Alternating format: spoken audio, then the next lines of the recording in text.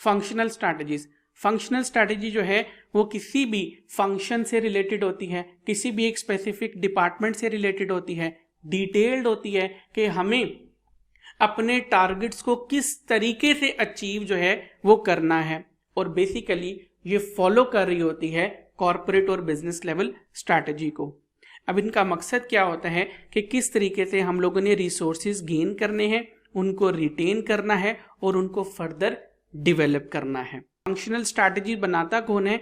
Head of function, यानी departmental head जो है वो फंक्शनल स्ट्रैटेजी बनाते हैं और उसकी इम्प्लीमेंटेशन को इंश्योर करते हैं।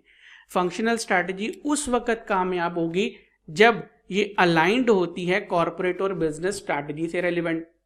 अब फॉर एग्जांपल बिजनेस स्ट्रैटेजी ये कहती है कि हमने कॉस्ट कम करके तो अपने जो कंपैटिटर हैं उनके साथ लड़ाई करनी और जंग जीतनी है, और फंक्शनल हेड क्या कहता है कि मैंने हार्वर्ड से बंदे जो है वो रिक्रूट करने हैं, मैंने MIT के ग्रेजुएट जो है वो हायर करने हैं। अब वो तनख्वाह लेते हैं मिलियन बिलियंस में, तो how can it be possible कि आप जो है एक बंदे को 1 मिलियन पर मंथ जो है वो सैलरी दे रहे हो और लड़ाई कर रहे हो आप कॉस्ट बेसिस पे? तो आप कभी भी जो है वो जंग नहीं जीत सकते हो। आपकी जो फंक्शनल स्ट्रैटेजी है should be aligned with the corporate and business strategy.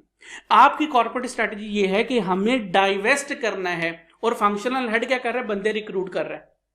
तो कभी भी ऑर्गेनाइजेशन जो है वो अपने मकसद को अचीव नहीं कर सकेगी।